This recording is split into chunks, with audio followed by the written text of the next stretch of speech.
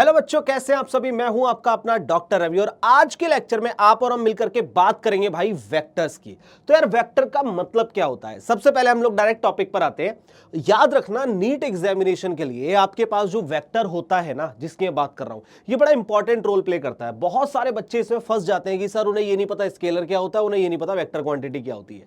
काफी सारे बच्चों को वेक्टर्स को रिजॉल्व करना ही नहीं आता। उन्हें यही नहीं पता कि अगर परपेंडिकुलर है तो क्या होगा, डॉट में क्या आता है, क्रॉस का मतलब क्या होता है। बहुत सारी चीजें जहां पर आप लोग उलझ जाते हैं और अल्टीमेटली क्या होता है कि आप लोग नीट एग्जामिनेशन के अंदर बेसिकली इस वाले पोर्शन को छोड़कर आ जाते हो। मैंने बहुत सारे बच्चों से ये सुना है।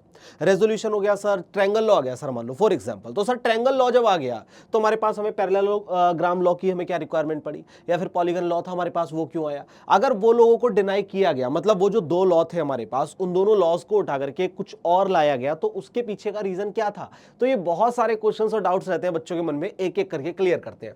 सबसे पहले हमारे पास होता है बच्चों कुछ स्केलर क्वांटिटी। स्केलर क्वांटिटी का मतलब है कि आपको डायरेक्शन से कोई लेना देना नहीं है, सिर्फ मैग्नीट्यूड से लेना देना है। आपको कोई मतलब नहीं है यहां पर कि डायरेक्शन राइट जा रहा है, आगे जा रहा है, पीछे आ रहा है, कुछ भी करे कोई लेना देना नहीं है। एग्जाम्पल के तौर पर अगर मैं आप लोगों से बात करूं यहां पर बेटा, अगर मैं एग्जाम्पल के तौर पर आपसे बात करूं, मान लो डिस्टेंस की हम लोग बात करें, ठीक है। डिस्टेंस हमारे पास क्या होता है कि स्केलर क्वांटिटी होती है, आप और हम जानते हैं, बहुत अच्छे से जानते हैं। अब एक बात बताओ, अगर मैंने आपसे बोला कि आप पहले तो यहां तक चले, ठीक है, पहले आप लोग चले 2 किलोमीटर, ठीक है बेटा, यहां से यहां तक का डिस्टेंस था वो 2 किलोमीटर है, ये ए पॉइंट है और ये हमारे पास बी पॉइंट है, और फिर लौट करके आप लोग वापस यहीं पर आ गए, ठीक है। पहले यहां पर चले, फिर ए से लेकर बी तक गए और बी से लेकर वापस आप लोग सी तक आ गए, जो कि डिस्टेंस था आपका 2 किलोमीटर का। क्या मेरी बात को समझ पा रहे हैं आप लोग, हाँ या ना। ठीक है, समझ में आया। मतलब पहले ए से बी तक गए और बी से सी तक वापस आ गए। इसे मैं रफ कर रहा हूं, आप लोग समझ जाएंगे खुद ही, ठीक है। ये 2 किलोमीटर हमारे पास, ये लो, यहां से समझ में आ रहा होगा। तो अगर मैं आप लोगों से बोलता हूं कि टोटल डिस्टेंस कितना हो, पहले तो आप ए से लेकर बी तक गए और फिर उसके बाद बी से लेकर के सी तक गए। अगर ऐसी कंडीशन आपके सामने बन रही है और यहां पर लिखा है कितना डिस्टेंस, तो डिस्टेंस एक स्केलर क्वांटिटी है। इसे कोई लेना देना नहीं है कि आप लोग पहले राइट में गए पॉजिटिव, फिर लौट कर आए नेगेटिव। सोचो अगर मैं इसकी जगह डिस्प्लेसमेंट लिख दूं तो ये 0 हो जाएगा, है ना। क्योंकि आप लोगों ने मोशन है स्ट्रेट लाइन के अंदर पढ़ा है ना, कि भाई एक पॉइंट से अगर स्टार्ट होकर कोई वापस से लौटकर उसी पॉइंट पर आ जाता है, मतलब कोई भी ऐसा पार्टिकल जिसकी इनिशियल और फाइनल जो पॉइंट है वो सेम हो जाए, ऐसी कंडीशन के अंदर उसके पास जो डिस्प्लेसमेंट है वो खत्म हो जाता है, 0 हो जाता है, लेकिन डिस्टेंस नहीं होता मेरे लाल। ये देख, ए से बी तक गए 2 किलोमीटर सर, तो टोटल डिस्टेंस हमारे पास कितना है, 2 किलोमीटर, प्लस में लौट कर वापस आए आप लोग, तो लौट कर आए तो कितना लगाया आपने, 2 किलोमीटर। तो टोटल हमारे पास कितना हो गया बेटा, यहां पर अगर मैं बात करता हूं तो ये आ गया हमारे पास 4 किलोमीटर। क्या इतना क्लियर है, ये हो गया डिस्टेंस। तो इसका मतलब होता है कि आपको डायरेक्शन से कोई लेना देना नहीं होता, आपको सिर्फ मैग्नीट्यूड से मतलब होता है। एग्जांपल के तौर पर आपके पास लेंथ, वॉल्यूम, टाइम, मास, ये सारी चीजें आ गई। अब एक बात बताओ यार, मैं यहां पर खड़ा हूं, इस समय पर 0 सेकंड है, ऐसा मान लो, ठीक है। 1 सेकंड बाद में आगे गया, फिर 2 सेकंड बाद में पीछे आया, फिर 1 सेकंड बाद आगे गया, फिर 2 सेकंड बाद पीछे आया, तो आप लोग क्या ये बोलोगे सर जब आप आगे गए तो टाइम इतना था, पीछे आए तो टाइम इतना था, हम टाइम को फिर माइनस करें। टाइम माइनस हो ही नहीं सकता ना ऐसे, है ना। आप क्या करेंगे, वहां पर टाइम देखेंगे, ऐड ऑन होता हुआ चलेगा। मतलब अगर 10 सेकंड है तो 15, फिर 20, फिर 25, फिर 30, मतलब वो ऐड ऑन होता हुआ चलेगा, वो रुकेगा ही नहीं।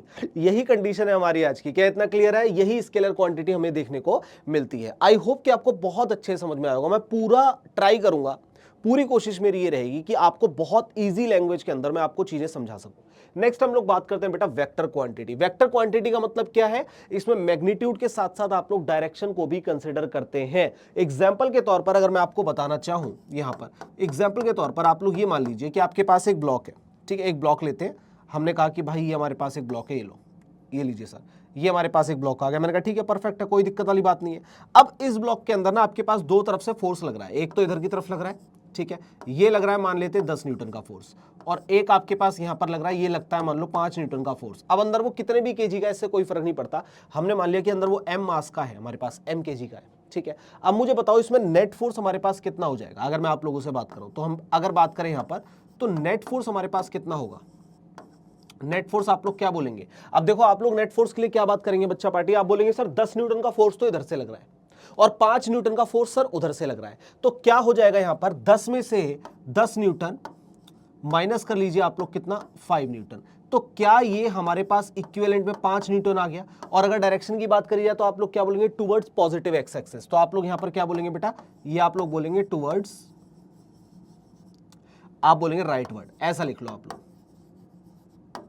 अब ये आपको कैसे पता चला, बात आती है कि आपको कैसे पता चला। आपको पता चला सर 10 न्यूटन का फोर्स 5 न्यूटन से ज्यादा है, ठीक है, और ये 5 न्यूटन का फोर्स इसमें से कैंसिल आउट हो रहा है, तो इट मींस ये राइटवर्ड डायरेक्शन में मूव कर रहा है। सर कहां पर मूव कर रहा है बेटा, राइटवर्ड डायरेक्शन में मूव कर रहा है, इसे हम लोग बोलते हैं 5 न्यूटन का फोर्स उसमें नेट लग रहा है।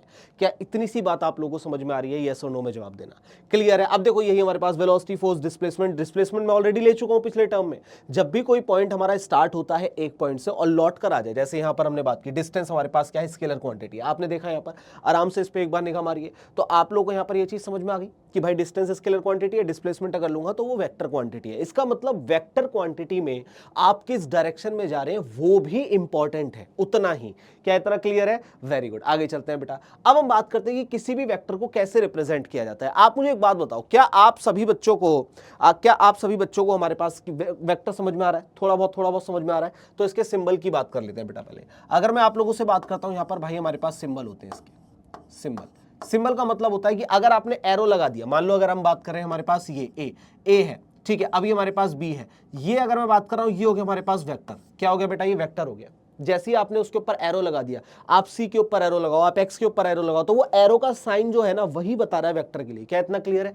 लेकिन सोचो अगर मैं आप लोगों से ये बोल दूं कि यहां पर एरो की जगह कैप पहना दो, एरो की जगह क्या पहना दो, हमारे पास कैप पहना दो, तो ये वाली जो कंडीशन है ना, इसे हम लोग बोलते हैं यूनिट वेक्टर।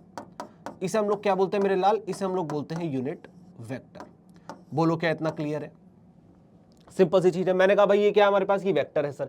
ये क्या है? ये है यूनिट वेक्टर। कहने का मतलब जब भी आप किसी भी वर्ड के ऊपर एक कैप पहना देते हो, छोटू सी कैप पहना देते हो, ये वाली जब आप लोग कैप पहना देते हैं तो ये कैप रिप्रेजेंट करता है यूनिट वेक्टर के लिए। क्या इतना क्लियर है मेरे लाल? बहुत बढ़िया। पहले बता क्या इतना समझ में आ रहा है, हाँ या ना में जवाब दे। अगर इतनी चीजें समझ में आ रही तो फिर तो बहुत ज्यादा बढ़िया है। अब हम बात करते हैं कुछ हमारे पास ना अलग अलग टाइप के वेक्टर होते हैं बेटा, अलग अलग टाइप के वेक्टर होते हैं। हम उन वेक्टर्स की ना यहाँ पर बात कर लेते हैं। क्या इतना क्लियर है? आपको सिर्फ समझना है इक्वल वेक्टर का मतलब क्या होता है। भाई सिंपल सी चीज जो बिल्कुल सेम है, हाँ ना, जो सेम है। तो यहां पर याद रखना दो या दो से ज्यादा, देखो दो या दो से ज्यादा जब क्या होता है इनके पास सेम मैग्नीट्यूड हो और सेम डायरेक्शन हो, बिल्कुल, तो ऐसी कंडीशन को हम लोग क्या बोलते हैं? इक्वल वेक्टर्स बोलते हैं। क्या इतना क्लियर है? मैंने कहा सेम डायरेक्शन हो, सेम मैग्नीट्यूड हो, सब कुछ बराबर हो तो हम उसे क्या बोलेंगे? इक्वल वेक्टर बोलेंगे। लेकिन अगर सोचो पैरेलल वेक्टर की बात आ जाए, तो पैरेलल वेक्टर का मतलब क्या होता है? मान लो एक वेक्टर आपके पास ऐसे जा रहा है, ठीक है, और दूसरा वेक्टर आपके पास ऐसे जा रहा है, लेकिन डायरेक्शन इसकी लगभग सेम ही हो तो ज्यादा बढ़िया है,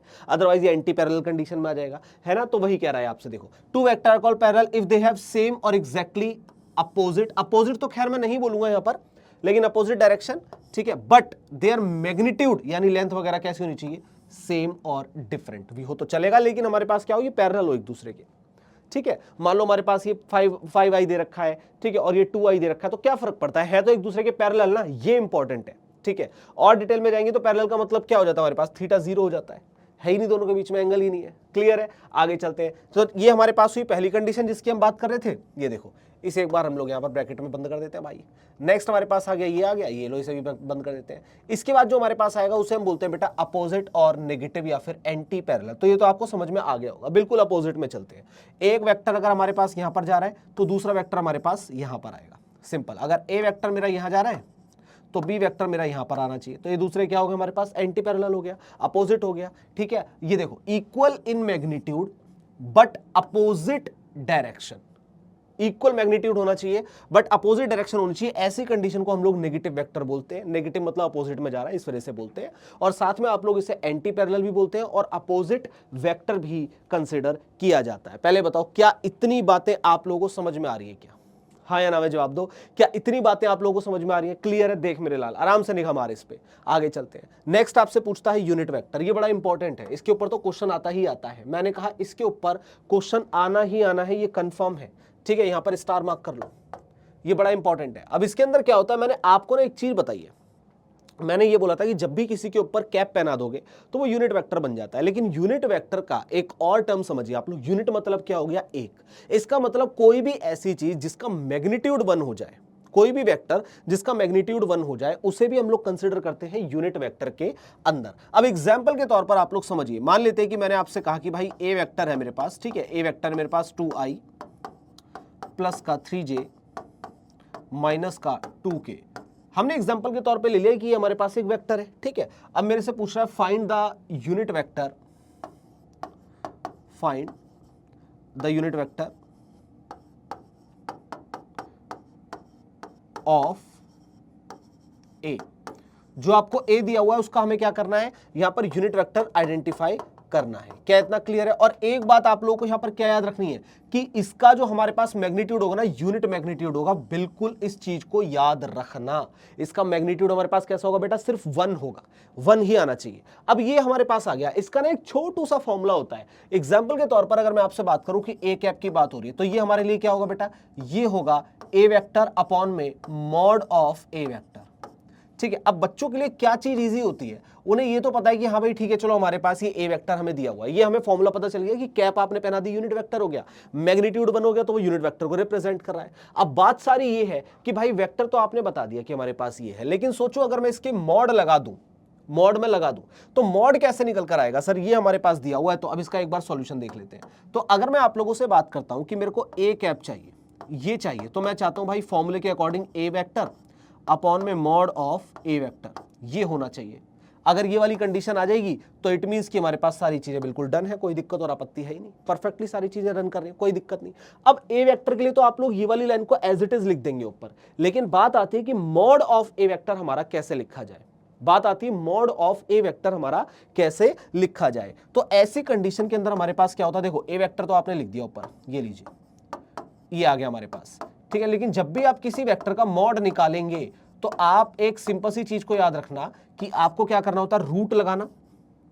रूट लगाया बढ़िया सा एकदम, ठीक है, और इनका सबका स्क्वायर कर दिया, मतलब 2 का स्क्वायर, ठीक है, प्लस कर दो हमारे पास कितना? 3 का स्क्वायर, प्लस कर दो यहां पर हमारे पास -2 का स्क्वायर। इसका मतलब मॉड का मतलब क्या हो गया कि अगर कोई नेगेटिव वैल्यू भी होगी तो भी वो ऑटोमेटिकली पॉजिटिव बन जाएगी, क्योंकि नेगेटिव का स्क्वायर कितना हो जाएगा? हमारे पास पॉजिटिव हो जाएगा। क्या इतना क्लियर है? इतनी चीजें अगर आप लोगों को समझ में आ चुकी हैं, देन इट मींस कि आप लोग बहुत कुछ सीख चुके मेरे लाल, बहुत कुछ, ठीक है। अब देखो क्या हो जाएगा ये हमारे पास, इसे आप लोग सिंपल क्या लिख सकते हो बेटा? इसे आप लोग लिख सकते हो 2i प्लस में कितना लिखेंगे आप लोग यहाँ पर? 3j, ठीक है, और माइनस का कितना लिखेंगे आप लोग? 2k।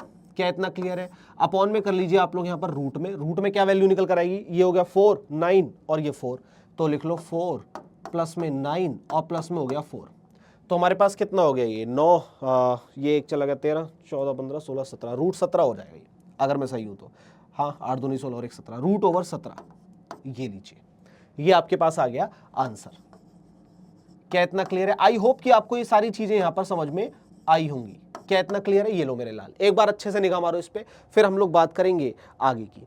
पहले बताओ क्या इतनी चीजें आप लोगों को समझ में आ रही है बेटा? ठीक है, क्लियर है, बहुत बढ़िया। ये हमारे पास कुछ एग्जांपल आता है एक छोटू सा, जिसकी हम लोग बात करते हैं कि भाई ये कुछ हमारे पास रहने वाला है, इंपॉर्टेंट है, काफी टाइम निकालने को आ जाता है। क्लियर? आगे चलते हैं। नेक्स्ट आपके पास आता है बेटा orthogonal unit vector. Orthogonal unit vector कुछ खास नहीं है, बस आपने 2 वेक्टर लिए, ठीक है, 2 यूनिट वेक्टर लिए और वो एक दूसरे के परपेंडिकुलर हो जाए। मैंने क्या कहा? 2 यूनिट वेक्टर अगर एक दूसरे के परपेंडिकुलर हो जाते हैं तो ऐसी कंडीशन को हम लोग बोलते हैं ऑर्थोगोनल यूनिट वेक्टर। ये देखो, ये लिखा है ना आपके पास, those vector have the magnitude 1, magnitude 1 होना चाहिए, ठीक है, क्लियर है हमारे पास, और परपेंडिकुलर होने चाहिए ईच अदर, मतलब एक दूसरे से परपेंडिकुलर हो और मैग्नीट्यूड 1 हो, दैट्स इट। यानी कि अगर आपने एक यूनिट वेक्टर तो ये ए निकाल लिया, एक आप बी निकाल लें, और एक आपने क्या करा? ए निकाला, एक बी निकाला, तो ए और बी अगर एक दूसरे के परपेंडिकुलर हो जाते हैं तो ऐसे यूनिट वेक्टर को हम लोग बोलते हैं ऑर्थोगोनल यूनिट वेक्टर। पहले बोलो क्या इतनी चीजें आप लोगों को समझ में आ रही है? अगर इतना सब कुछ आप लोगों को समझ में आ रहा है ना, देन इट मींस कि आप लोग बहुत अच्छे तरीके से आगे पहुंच चुके हैं। क्या इतना क्लियर है मेरे लाल? सिंपल सिंपल सी चीजें हैं, आगे चलते हैं। नेक्स्ट हमारे पास क्या आता है? Zero vector. अब नाम से ही पता चल रहा है यार, ये देख मैंने क्या कहा, यहाँ पर क्या आ रहा है हमारे पास? जीरो वेक्टर आ रहा है।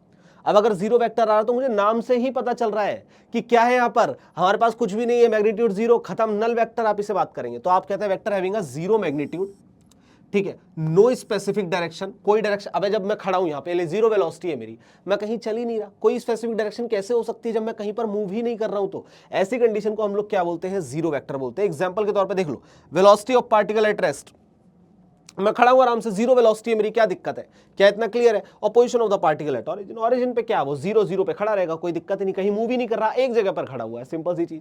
तो ऐसी कंडीशन को बोलते हैं जीरो वेक्टर। नेक्स्ट आपके पास आते हैं क्या? Position vector. अब एक बार पोजीशन वेक्टर को मैं आपको समझाना चाहूंगा। देखो बच्चों, ऐसा नहीं है कि मैं आया, आने के बाद मैंने पढ़ा और पढ़ने के बाद बोला देखो ये ऐसे होता है। मैं चाहता हूं मैं लिटरली चाहता हूं जेन्युइनली कि सामने से जो भी बच्चा मुझे सुन रहा है, जो भी बच्चा मुझे देख रहा है, उस बच्चे को वेक्टर बहुत बहुत बहुत आसानी से मैं क्लियर करा सकूं। जितने आसान शब्दों में मैं बता पाऊंगा, मैं उतने आसान शब्दों में आप लोगों को एक्सप्लेन करूंगा। ये बात कंफर्म है। आपको बस मेरी बातों को ध्यान से सुनना है। देखो पोजीशन का मतलब क्या होता है, एक काम करते हैं, एग्जाम्पल से समझते हैं। मान लेते हैं कि मेरे पास दो बच्चे हैं और दोनों बच्चे चाहते हैं कि मैं उनके साथ उनके घर पे कॉफी पर आऊं, ठीक है, और वो दोनों बच्चे आराम से मुझसे घर पे बैठकर आराम से पढ़ाई करें, ये बच्चे चाहते हैं, ठीक है। अब मैंने क्या करा, दोनों बच्चों से पूछा कि भाई चलो ठीक है, एक काम करो, आप अपना अपना एड्रेस बताओ। वहां पर एक बच्चा था, एक को एक्स मान लेते हैं, एक को वाई मान लेते हैं। जो एक्स बच्चा था, उस बच्चे ने क्या करा, सर आप आइए, आने के बाद आप मेरा नाम लेंगे कि मुझे एक्स के घर जाना है, वो आपको घर तक छोड़ के आएगा। हाँ, मैंने कहा अच्छा जी, पहला तो ये हो गया। दूसरा वाई बच्चा था, वाई बच्चे ने बोला कि सर आप आइए इस मोहल्ले में, इस गली में, इस पर्टिकुलर मकान नंबर पर। मतलब उसने मेरे को सारे डायरेक्शंस बता दिए, ठीक है, सारे डायरेक्शंस बता दिए। तो आप लोग खुद बताइए, जिसने मेरे से बोला कि सर बस नाम से पहुंच जाइए आप लोग, वहां जाना आसान है, या फिर एक ने बोला कि पर्टिकुलर मेरे को पॉइंट टू पॉइंट सब चीज बताई, वहां जाना आसान है। तो ऑब्वियस सी बात है, आप लोग भी सेम ही बोलेंगे कि सर सीधी सी बात है, जहां पर उसने बोला है कि कट टू कट पॉइंट बताइए, वहां पर जाना आसान है। मैंने कहा बहुत सही। इसका मतलब मैं कभी भी अगर किसी चीज को निकालना चाहूं तो मुझे पोजीशंस की रिक्वायरमेंट पड़ेगी, पोजीशन की रिक्वायरमेंट मेरे को पड़ेगी मेरे लाल। क्या इतना क्लियर है? बोल बेटा। ये हमारे पास आ गई कुछ पोजीशन के टर्म हमने बात की, ठीक है। एक मिनट, मैं इसे छोटू सा एक बार बना लेते हैं। ये ले मेरे लाल। अब एक बात बता, अगर मैं तेरे से बोल रहा हूं कि यहां पर कोई एक पॉइंट है, ठीक है, एक पॉइंट है, हमने यहां पर कंसीडर कर लिया, ये ले। अब इस पॉइंट के बारे में कैसे पता लगाओगे आप? यहां पर आपने कहा कि भाई ये वाई एक्सिस है, और इसके लिए आपने कहा सर ये हमारे पास एक्स एक्सिस है। आप समझो, मैंने कहा ये हमारे पास वाई एक्सिस है ऊपर वाली, और ये हमारे पास एक्स एक्सिस है, ठीक है। अब ये हमारे पास अगर पॉइंट है तो ये तो अभी भटका हुआ पॉइंट है ना, मुझे अगर इसके बारे में पता लगाना है तो मुझे इसका एक्स और वाई एक्सिस पता होना चाहिए। तो मैं बड़ी सिंपल सी चीज एक बोलता हूं, देखो यहां से हम लोगों ने स्टार्ट किया, इसे मान लो एग्जांपल के तौर पे ओरिजिन से चला, यहां पर कोई एक पॉइंट है। अब इस पॉइंट के बारे में पता लगाने के लिए आप लोग क्या करेंगे मेरे लाल, यहां पर आप लोग एक परपेंडिकुलर डालेंगे, हाँ या ना? अगर आप लोग समझदार हैं तो आप लोग परपेंडिकुलर डालेंगे, नो डाउट, ठीक है। ये लीजिए, आपने क्या करा, यहां पर एक परपेंडिकुलर ड्रॉ कर दिया, साथ में आप लोगों ने एक परपेंडिकुलर यहां पर ड्रॉ कर दिया। ये ले बेटा, ये ले बेटा, यहां पर एक परपेंडिकुलर ड्रॉ कर दिया। अब ये परपेंडिकुलर ड्रॉ करने की वजह से आपको ये एग्जैक्ट पॉइंट एक तो यहां वाला मिल गया, ठीक है, यहां वाला मिल गया। मान लेते हैं हमारे पास कितना था, ये था हमारे पास 5। क्या इतना क्लियर है? ये हमारे पास 5 था, और ये वाला जो हमारे पास पॉइंट था, ये मान लेते हैं ज्यादा ऊंचाई पर लग रहा है, हमने 7 ले लिया। जस्ट ऐसे ही मैंने एग्जांपल के तौर पे लिया है। तो अब आप मेरे से क्या बोलोगे कि सर यहां पर जो ये P पॉइंट है, इसका एक तो हमारे पास X पॉइंट है और एक हमारे पास Y पॉइंट है। बहुत सिंपल सी चीज है। अब X हमारे पास कितना है सर? हमारे पास ये 5, 7, यहां पर कहीं ये पॉइंट हमारा लाई कर रहा है, ये लीजिए। तो ऐसी कंडीशन जहां पर आप लोग को एक एग्जैक्ट एक्स और वाई डायरेक्शन का पता चलता है, जहां पर आपको ये लगे कि भाई एक पॉइंट है, वो किस पॉइंट पर लाई, पर्टिकुलर किस जगह पर लाई कर रहा है, उस चीज को बताने के लिए पोजीशन बोल देते हैं हम लोग। बहुत सिंपल सी चीज है, हाँ या ना? ये आपके पास आर आ गया तो आपने इसे आर वेक्टर ले लिया, पोजीशन वेक्टर है, बता रहा है आपको। अगर 2 पॉइंट हो तो 2 आर लग जाते हैं, R1 R2। क्या इतना क्लियर है? सिंपल सी चीज है, वही आपसे बोल रहा है। देख लो, a vector which represent the position of a point, which represent the position of a point in a magnitude and direction. Clear है? With respect to coordinate system, coordinate system के रिस्पेक्ट में उसे हम पोजीशन वेक्टर बोलते हैं। बोलो बेटा, क्या इतना आप लोगों को क्लियर है?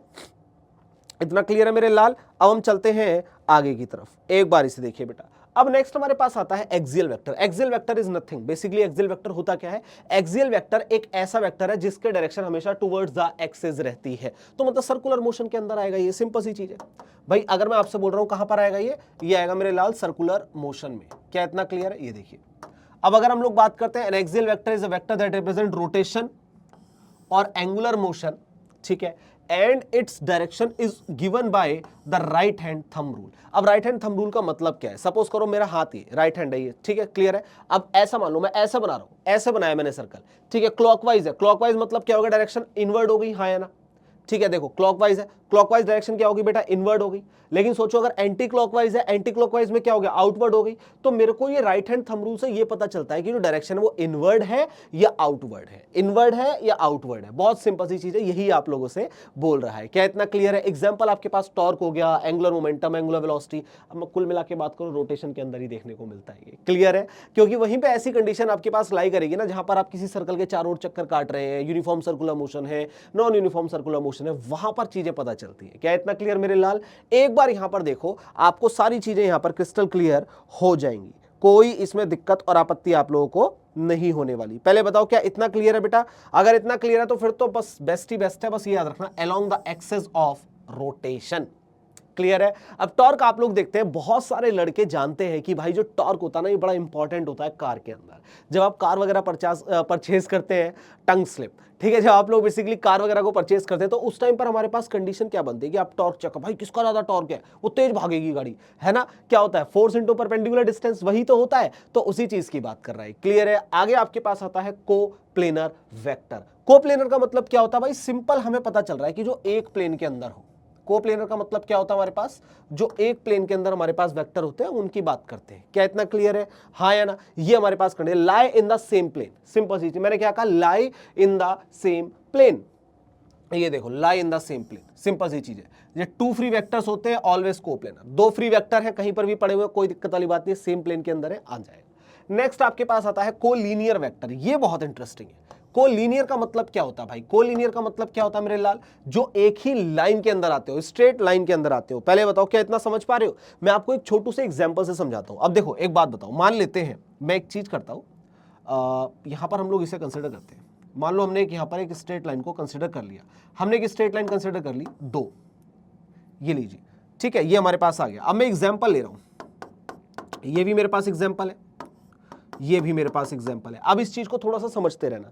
अब अगर मैं आप लोगों से ये बोल रहा हूं, ये देखो, मैंने आप लोगों से ये कहा कि भाई ये मतलब है कोलिनियर, मतलब सिर्फ एक लाइन के अंदर होने चाहिए। क्लियर है? अब वो कहीं भी जाए कोई फर्क नहीं पड़ता।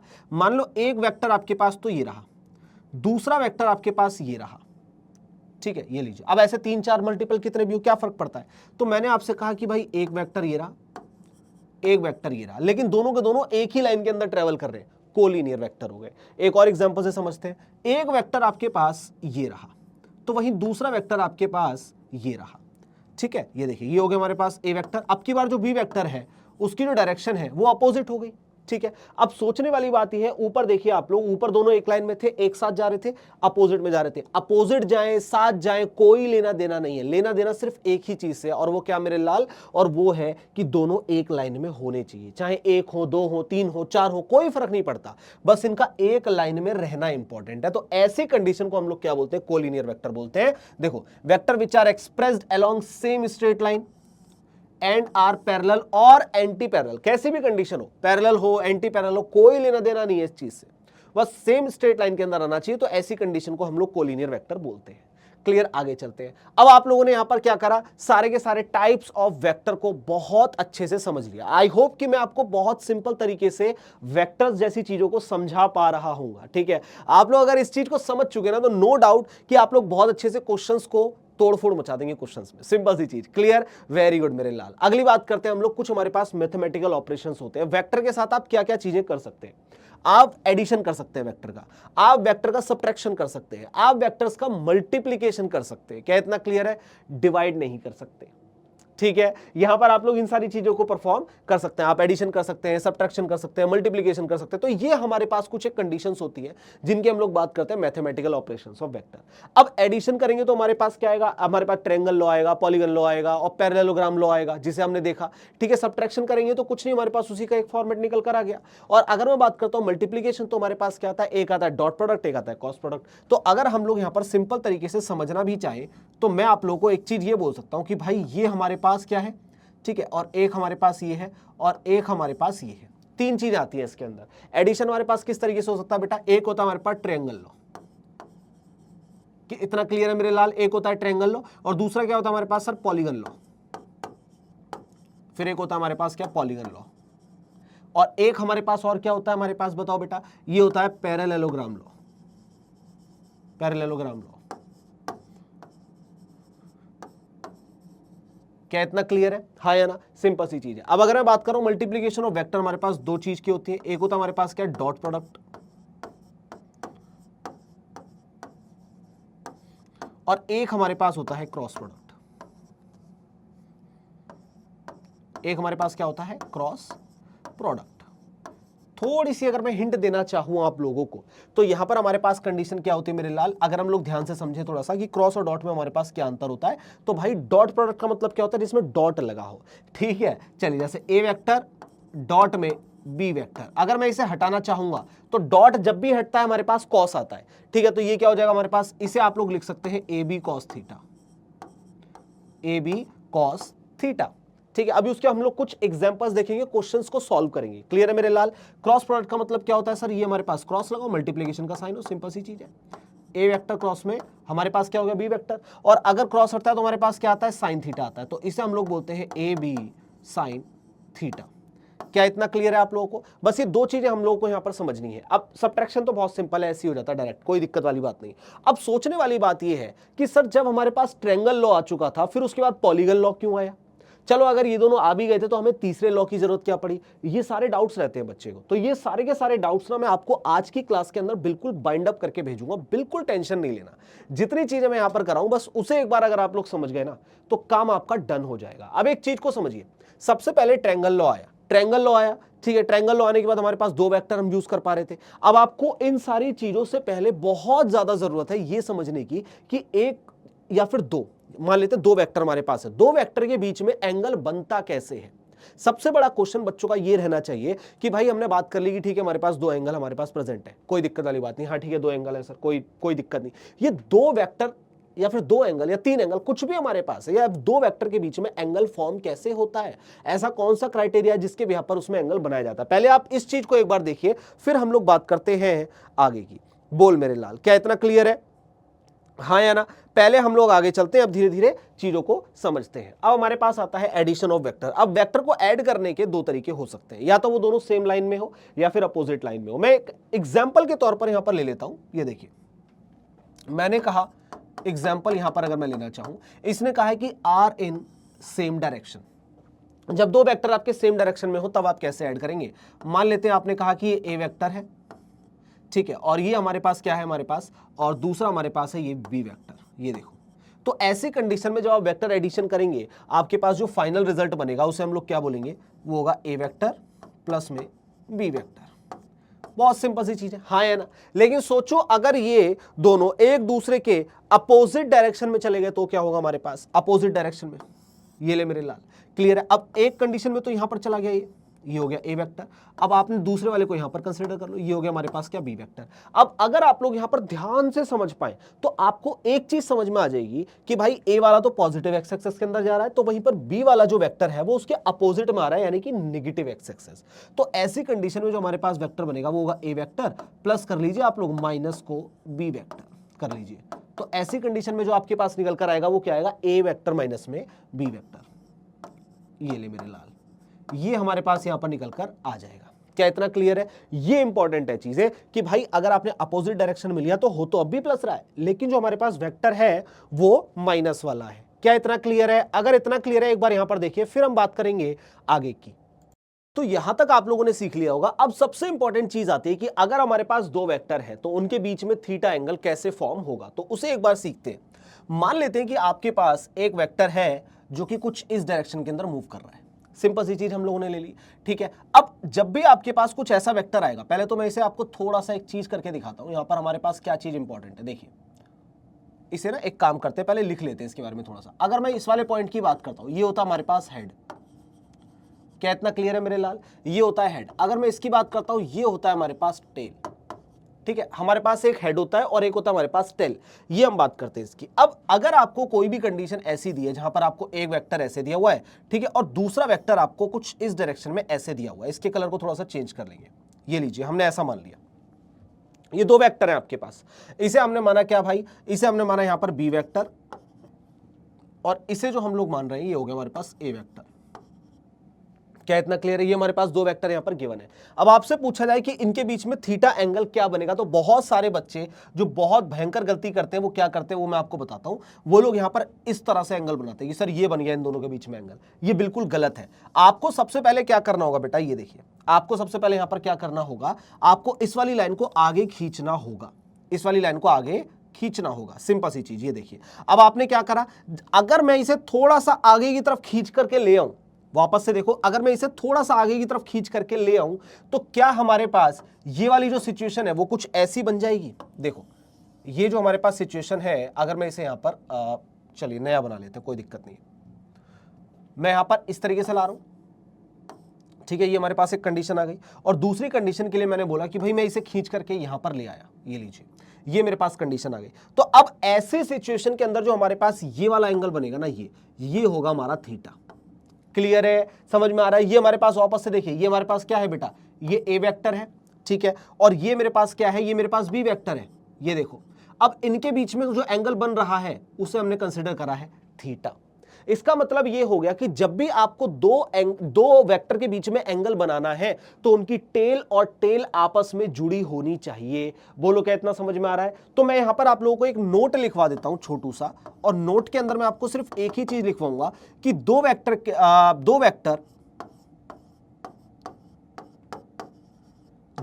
के बीच बनने वाला एंगल, आप समझना इस चीज के लिए, बनने वाला एंगल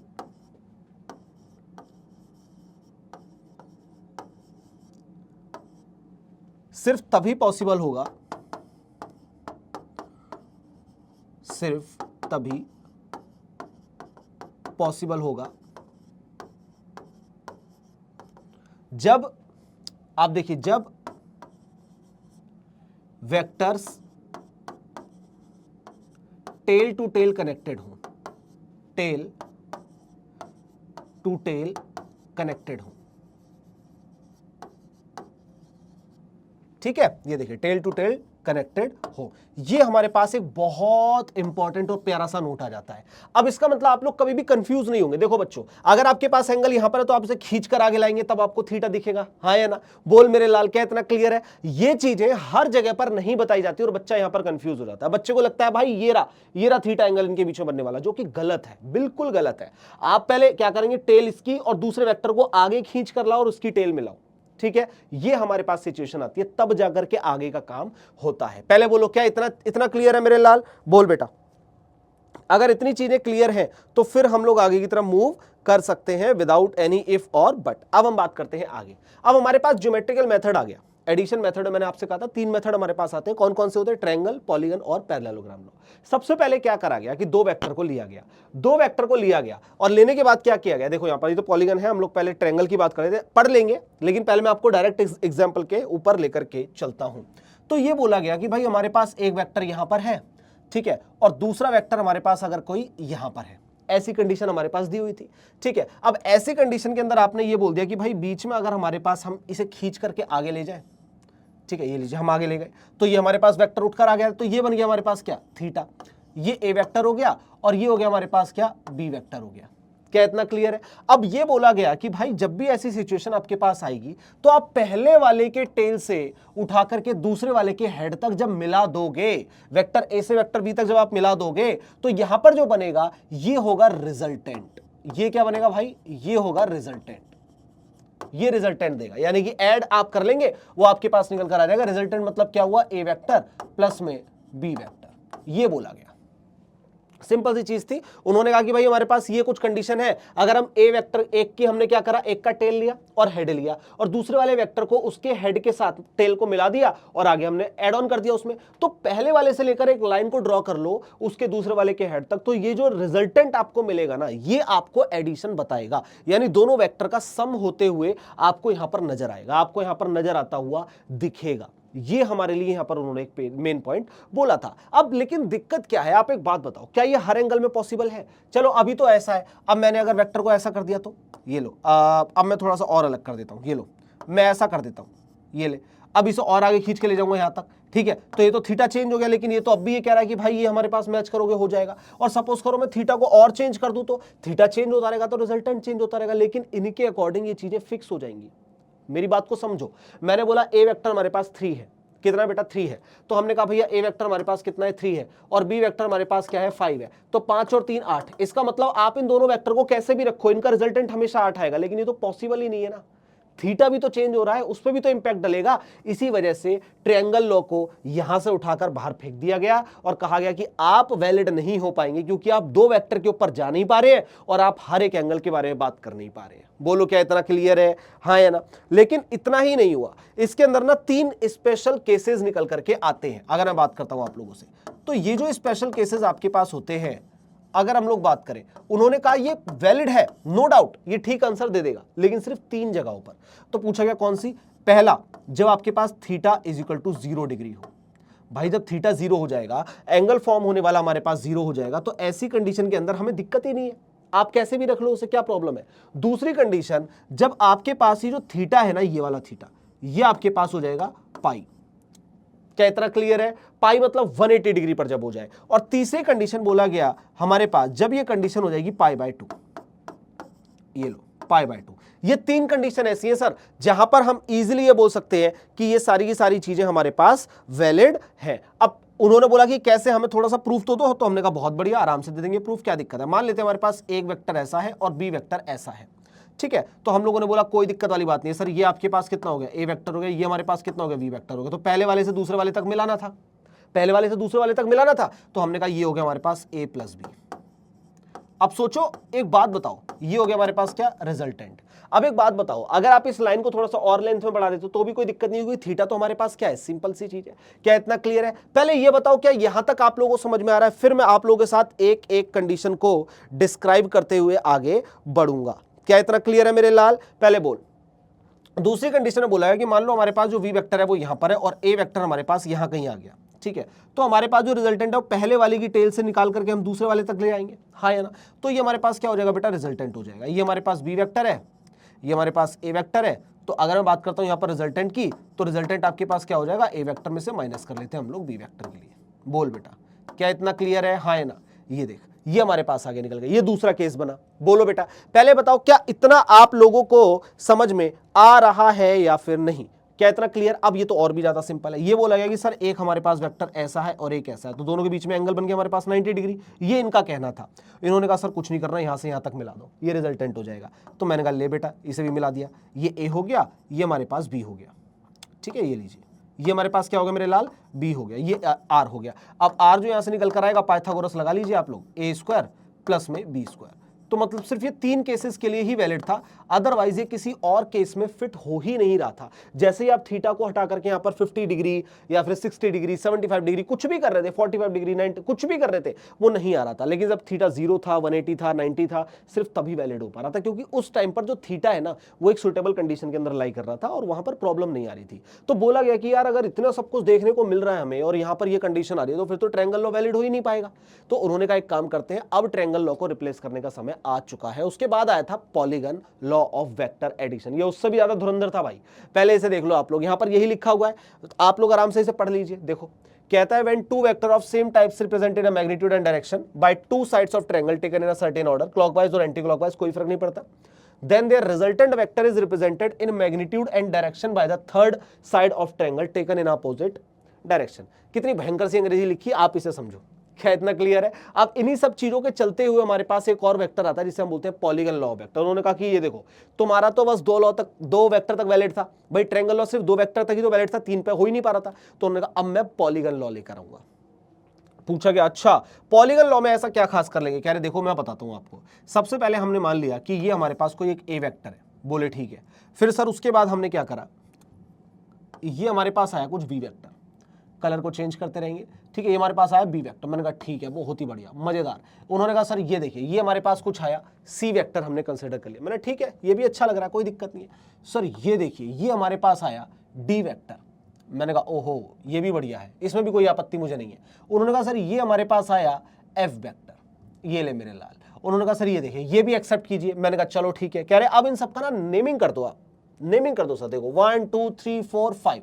मैंने कहा ठीक है बेटा, एक काम करते हैं, ये हो गया ए वेक्टर, ये हो गया हमारा सर बी वेक्टर, ये हो गया हमारा सर सी वेक्टर, ये हो गया सर हमारा यहाँ पे क्या सी वेक्टर, ये हो गया सर हमारे पास यहाँ पर क्या, ये हो गया हमारे पास क्या डी वेक्टर, और ये हमारे पास हो गया सर ई वेक्टर। इतना सब कुछ चला, इतना सब कुछ चला। तो उन्होंने कहा अब कुछ नहीं करना, अब उसी लॉ को फॉलो कर दो। मैंने कहा उसी लॉ को फॉलो कर दो, मैं समझा नहीं कुछ। उन्होंने कहा सर देखो यहां से उठाओ और यहां तक आप इसे ले आओ, तो ऐसी कंडीशन में ये आपको रिजल्टेंट देगा। देखो कितनी बेवकूफों वाली बात हुई यहां पर, है ना। उन्होंने कहा कि सर ऐसे ऐसे करके आप मिला लीजिए और यहां से लेकर जो आप यहां तक मिलाएंगे ये आपको प्रॉपरली रिजल्टेंट दे देगा। अब सोचो इनका रिजल्टेंट का मतलब बताता हूं मैं आपको। इन्होंने कहा सबको प्लस कर लो सर, वही लॉ लगा लो, उसमें कोई आपत्ति नहीं है। इसमें आप क्या करेंगे सर, ए वेक्टर को प्लस कर लीजिए आप लोग बी वेक्टर को, प्लस कर लीजिए आप लोग सी वेक्टर को, प्लस कर लीजिए आप लोग डी वेक्टर को, प्लस कर लीजिए आप लोग ई वेक्टर को। बस इतना कर लो सर। इतना करने के बाद आपका पॉलीगन लॉ आ जाएगा। मैंने कहा यार ये क्या बात होती है, ये तो बिल्कुल ही गलत है। उन्होंने कहा सर एक और चीज है, अभी यहीं तक खत्म नहीं हुआ। मैंने कहा हाँ बताओ। तो कहते हैं सर देखो, अगर आप यहां से लेकर यहां तक जाते हैं, ठीक है, अगर आप यहां से यहां तक जाते हैं तो आपको रिजल्टेंट ए और बी का मिल जाएगा। मैंने कहा वही वाह। कहते हैं यहां से यहां तक जाते हैं तो आपको क्या होता है, ए बी और सी का मिल जाएगा, और यहां से यहां तक अगर आप जाते हैं तो आपको इसका मिल जाएगा फर्दर। तो मैंने कहा ये क्या मतलब। वो कहता सर देखो इसका जो रिजल्टेंट है, ये जो हम बात करेंगे ये हो जाएगा ए प्लस में बी वेक्टर। मैंने कहा अच्छा ये भी ठीक है। उसने कहा सर अगर आप यहां तक जाते हैं, ये अगर आप जाते हैं तो ये हमारे पास क्या हो जाएगा, ए वेक्टर प्लस में बी वेक्टर और प्लस में सी वेक्टर, और इसी तरीके से सर आप आगे चलते जाएंगे, वो ऐड ऑन होता जाएगा, लास्ट में आपके पास फाइनल ये बन जाएगा।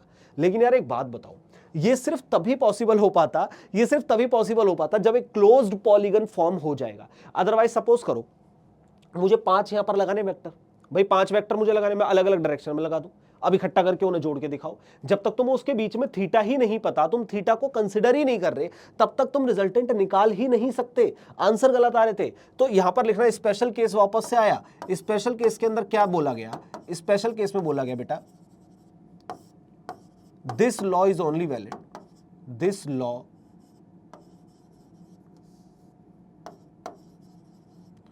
is only valid in closed polygon.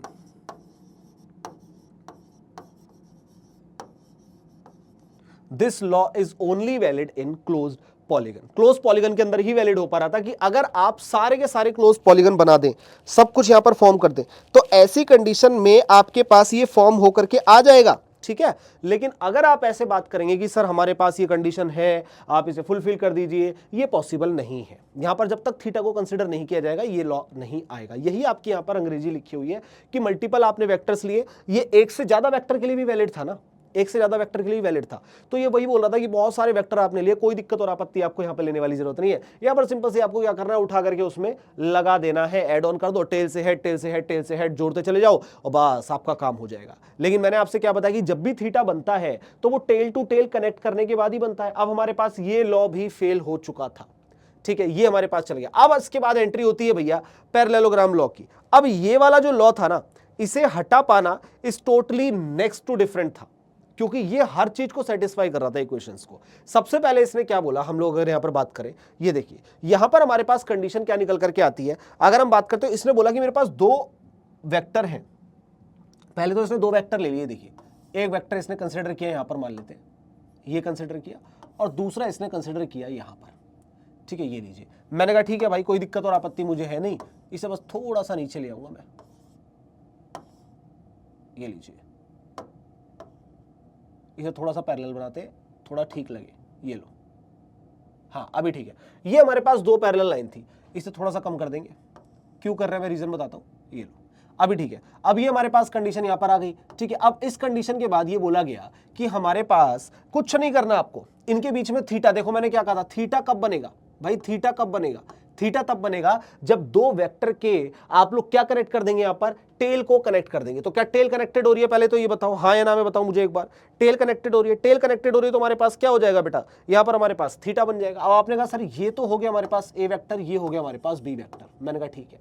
आपने कहा सर अब कुछ नहीं करना है। मैंने कहा फिर बेटा, तो आपने कहा सर देखो, एक तो पैरेलल लाइन ये वाली ड्रॉ कर लो, ये वाली लाइन एज इट इज ऊपर चलेगी। मैंने कहा हाँ यार ठीक है, समझ में आता है मेरे को, कोई दिक्कत नहीं है, कोई भी आपत्ति नहीं है, कोई दिक्कत और परेशानी हमें नहीं है। और फिर कहा गया सर एक लाइन सर आप यहां से यहां तक ले जाओ, तो ये वाली जो लाइन होगी ना सर, ये आपको ये वाली रिप्रेजेंट करके देगी, ये वाली लाइन ये वाली इसके पैरेलल होगी। मैंने कहा ठीक है, कोई दिक्कत नहीं। फिर आपने कहा कि सर देखिए, अगर आप यहां से लेकर के यहां तक जाते हैं तो ये आपको रिजल्टेंट देगा।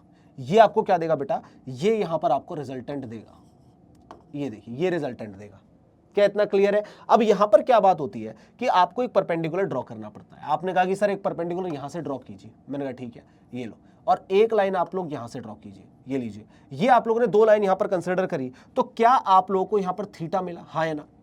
क्या इतना क्लियर है? अब एक बात बताओ, ये वाले एंगल को मैं अल्फा कंसिडर कर सकता हूं? मुझे पता नहीं तो मैंने क्या कंसिडर कर लिया? अल्फा। अब जब ये वाला एंगल अल्फा है तो ये वाला भी हमारे पास क्या हो जाएगा बेटा? ये भी हो जाएगा हमारे पास अल्फा। पहले बताओ क्या इतना आप लोगों को क्लियर है? हाँ या ना में जवाब दो बेटा।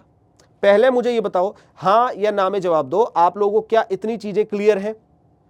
पक्की बात, बहुत बढ़िया। अब एक बात और बताओ आप लोग मुझे कि यहां पर मैं इसे बी कंसिडर कर सकता हूं? भाई ये बी है तो ये भी बी हो जाएगा। हाँ या ना? सिंपल सी चीज है। अब एक चीज समझो, जब मेरे पास यहां पर थीटा है, थीटा हमारे पास दो पार्ट में ब्रेक डाउन हो सकता है, एक कॉस थीटा और एक साइन थीटा। तो क्या मैं ये बोल सकता हूं कि ये वाला जो टर्म है मेरे पास, इस वाले टर्म को मैं यहां पर बी कॉस थीटा लिख सकता हूं, ठीक है, और इस वाले टर्म को मैं यहां पर बी साइन थीटा लिख सकता हूं? बोल मेरे लाल, ये बी कॉस थीटा और बी साइन थीटा के अंदर मैंने इसे ब्रेक डाउन कर दिया। पहले बताओ कि क्या आप लोगों को इतनी चीजें समझ में आ रही हैं? तो आपको एक चीज और क्लियर हो रही होगी बहुत अच्छे से कि यहां पर एक ट्रायंगल फॉर्म हो चुका है। देखो बेटा, यहां पर एक ट्रायंगल फॉर्म हो चुका है जिसकी हम बात करने जा रहे हैं। अब मैं आपसे बोलूंगा कि एक मेरे पास ये फॉर्म हुआ, ये देखो एक ये हुआ,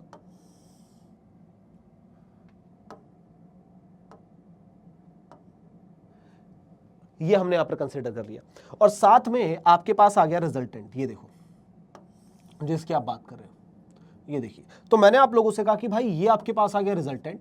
बोलो क्या इतना क्लियर है? अब अगर मैं आप लोगों से बात करता हूं तो क्या ये a प्लस में b कॉस थीटा हो गया? a वेक्टर प्लस में b वेक्टर कॉस थीटा, हाँ या ना?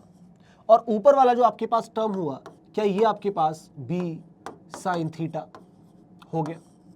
बोलो। कुछ नहीं करा मैंने, इस वाले b cos थीटा और इसको एक साथ लिख दिया, और ऊपर वाले परपेंडिकुलर को मैंने एक साथ लिख दिया। बोलो क्या इतना क्लियर है? क्या यहां पर मैं पाइथागोरस लगा दूंगा? हाँ या ना? यहां पर क्या मैं पाइथागोरस लगा दूंगा? बिल्कुल लगा दूंगा। तो मेरे पास जो रिजल्टेंट निकल करके आएगा ना, वो आप लोग रिजल्टेंट ऑलरेडी जानते हैं, वो होता ए स्क्वायर प्लस में बी स्क्वायर प्लस में 2ab cos थीटा, प्लस में 2ab cos थीटा। ये ले मेरे लाल, इसलिए मैं तेरे को ये छोटी सी एक डेरिवेशन करवाना चाह रहा था। डेरिवेशन तो नहीं है, बस हाँ डायग्राम को थोड़ा सा रिप्रेजेंट करना चाह रहा था। पहले एक बार निगाह मारो आप लोग इसमें, क्या आप लोगों को ये चीज समझ में आ रही है? हाँ या ना? अब साथ में आप लोगों से डायरेक्शन भी पूछ सकता है, तो डायरेक्शन के लिए हमें क्या निकालना होता है? यहाँ पर tan अल्फा, ठीक है, tan अल्फा हमने निकाला। तो tan अल्फा जो हम लोग निकालेंगे, जो कि यहाँ पर हमारे पास फॉर्म हो रहा है, वो क्या होता है? परपेंडिकुलर अपॉन में बेस होता है। क्या होता है मेरे लाल? परपेंडिकुलर अपॉन में बेस होता है। सर परपेंडिकुलर है B sine theta, sir perpendicular है बी साइन थीटा, अपॉन में हमारे पास बेस है sir A plus B cos theta. ये ले, यहां से अगर इतना कर लिया तो हमारे पास क्या निकल कर आ गया? tan थीटा निकल कर आ गया। पहले बताओ क्या इतनी चीजें आप लोगों को क्लियर है? ये देखो आराम से देखिए आप लोग यहां पर, तो आपको सारी चीजें समझ में आ रही होंगी। क्या इतना क्लियर है? बहुत बढ़िया। अब यहां पर क्या कंडीशन आती है, ये हर इक्वेशन में वैलिड हो रहा था, इसमें कोई प्रॉब्लम नहीं थी, इसमें कोई आपत्ति थी ही नहीं, ये हर जगह पर वैलिड हो रहा था। ठीक है मेरे लाल, ये चीज हमारे पास यहां पर लाई गई। बोलो क्या इतना क्लियर? अब आगे चलते हैं। तो इसके बाद क्या बोला गया कि अब देखो यहां पर सबसे इंटरेस्टिंग चीज क्या थी? नंबर वन, यहां पर क्या चीज फॉलो हुई? मैंने आपसे कहा था कि जब तक टेल टू टेल कनेक्टेड नहीं होगी, दो वेक्टर्स की जो टेल टू टेल है वो कनेक्टेड नहीं होगी, उनके बीच में थीटा फॉर्मेशन नहीं होगा। तो यहां पर सबसे पहले क्या किया गया? यहां पर थीटा फॉर्मेशन किया गया, हाँ है ना? थीटा फॉर्म किया गया टेल टू टेल कनेक्ट करके, पहले तो उस चीज को कंसिडर किया गया। नंबर टू, आपको यहां पर और क्या चीज बोली गई बेटा? यहां पर थीटा को कंसिडर किया जा रहा है, जबकि पहले वाले दोनों लॉ के अंदर कंसिडर नहीं किया जा रहा था। ये यहां पर हमें देखने को मिलता है। बोलो इतना क्लियर है? हाँ या ना? ये चीज आप लोगों को पता होनी चाहिए। इसके बाद हम लोग बात करते हैं मेरे लाल आगे की। क्या इतना क्लियर है? पहले बता बेटा, इसके बाद हम बात करते हैं आगे की। इसके बाद हमारे पास जो कंडीशन आती है वो आती है सब्ट्रैक्शन की। तो ये देखिए, अगर मैं आपसे बात करता हूं वेक्टर को सब्ट्रैक्ट करना, तो हमारे पास क्या कंडीशन होगी? आप एक चीज को नोटिस करना जो मैंने आपको बताया। ये देखो, ये लाइन जो ऊपर जा रही है ना, ये हमारे पास जो ऊपर लाइन जा रही है, इसे हमने बोला भाई a प्लस में b वेक्टर है। ठीक है, ये हमारे पास क्या है? a प्लस बी को बेसिकली रिप्रेजेंट कर रहा है। सिंपल सी चीज है, देखो कैसे रिप्रेजेंट हो गया। ये हमारे पास a वेक्टर यहां पर आया और ये 90 डिग्री पर आ गया, तो ये हमारे पास क्या हो? वैलिड हो गया। अब एक बात बताओ, ये तो ऊपर जा रहा है तो हमारे पास पॉजिटिव के लिए है, लेकिन सोचो अगर मैं इस रिजल्टेंट को नीचे की तरफ ले आऊं तो क्या ये नेगेटिव वेक्टर को रिप्रेजेंट करेगा? अब आपको ज्यादा कंफ्यूज नहीं होना, बस एक चीज का यहां पर ध्यान रखना है कि हमारे पास जो सब्ट्रैक्शन ऑफ वेक्टर होता है ना, यहां पर जो हमारे पास रिजल्टेंट निकल करके आता है वो आएगा रूट ओवर में ए स्क्वायर, प्लस में होता है हमारे पास बी स्क्वायर, माइनस का होता है हमारे पास 2ab cos थीटा। माइनस का 2ab cos थीटा। ये हमारे पास कंसिडरेशन होता है, ये देखिए, इसे याद रखना है बस। अगर हमारे पास प्लस हो रहा होगा तो हमारे पास क्या रहेगा, प्लस आएगा, प्लस का 2ab cos थीटा निकल कर आ जाएगा, और अगर हमारे पास माइनस होगा तो भाई माइनस का 2ab cos थीटा निकल कर आ जाएगा, दैट्स इट। इसके अलावा हमें इसमें कुछ भी और नहीं करना है। क्या इतना क्लियर है? बस एक बात याद रखनी है, और वो क्या है कि जो वेक्टर लॉ होता है वो हमारे पास कॉम्यूटेटिव लॉ और एसोसिएटेड लॉ को फॉलो नहीं करता। सिंपल सी चीज। क्या इतना क्लियर है? अब हम बात करते हैं यहां पर हमारे कुछ चुनिंदा क्वेश्चंस की। तो एक बार आप लोग इस पर निगाह डालिए तो आप लोगों को जो चीजें हैं वो समझ में आएंगी। कहता है, अगर आप लोग यहां पर ध्यान से देखेंगे तो आपको समझ में आएगा। क्या कहता है? देखो, the resultant of two vectors A and B is perpendicular to A. अब आपसे बोला गया ए और बी वेक्टर है, परपेंडिकुलर है ए के, तो ऐसी कंडीशन के अंदर आप लोग फटाफट एक चीज कर लेंगे, और वो क्या है हमारे पास, जो रिजल्टेंट है वो परपेंडिकुलर है हमारे पास किसके, ए वेक्टर के। क्या इतना क्लियर है? हाँ है ना, बहुत सही। And B is perpendicular to A, its magnitude is half that of B. ठीक है, the angle between vector A B के बीच में हमारे पास एंगल क्या होगा। अब यहां पर ना बहुत सारे बच्चे फंस जाते हैं। अब देखो, आपको सबसे पहली सिचुएशन क्या दी है, मैं एक एक करके आपसे बात करूंगा। क्या हमें सबसे पहले परपेंडिकुलर का केस दिया है? हाँ है ना। अब हम लोग क्या करेंगे, let angle between A and B is theta. हमने थीटा कंसिडर कर लिया, हमें भी कुछ नहीं पता, हमने थीटा कंसिडर कर लिया। बोलो क्या इतना क्लियर है? हाँ या ना में जवाब दो। क्या इतना समझ में आ रहा है? अब अगर मैं बोल रहा हूं रिजल्टेंट क्या होगा सर, हमारे पास a प्लस बी होगा, और इसके साथ है तो मतलब डॉट में a आ गया हमारे पास इक्वल टू 0।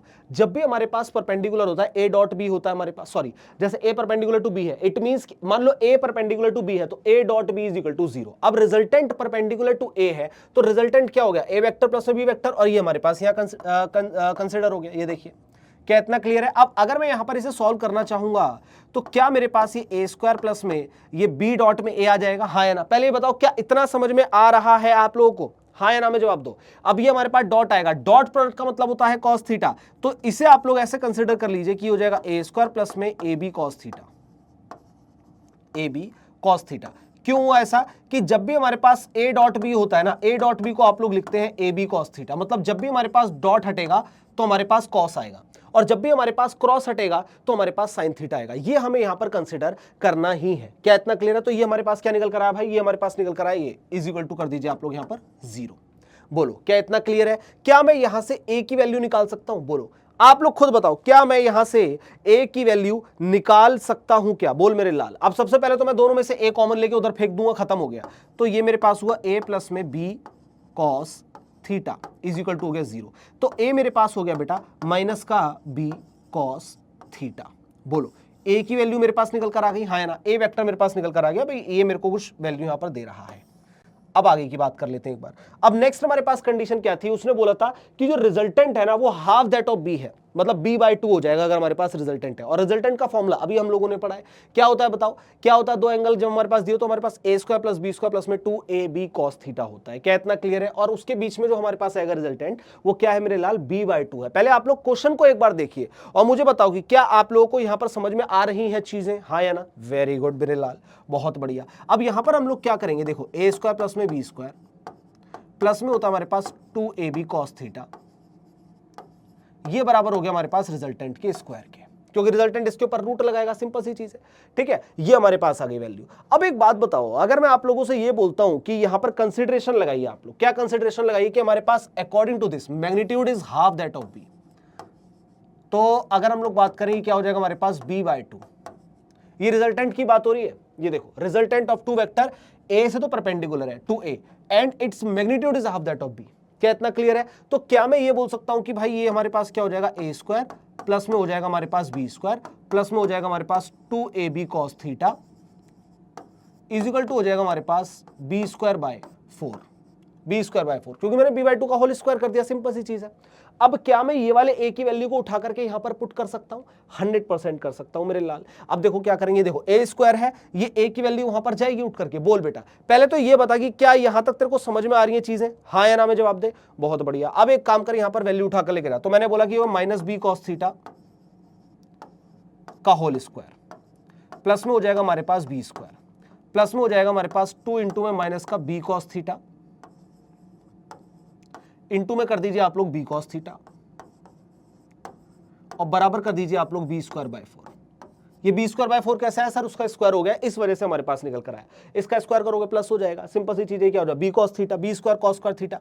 क्या इतना क्लियर है? ये हो जाएगा हमारे पास B square cos square theta, plus कर लीजिए आप लोग बी स्क्वायर, ठीक है, ये हमारे पास माइनस का हो जाएगा 2 B square cos square theta, बराबर हो गया हमारे पास बी स्क्वायर बाय 4।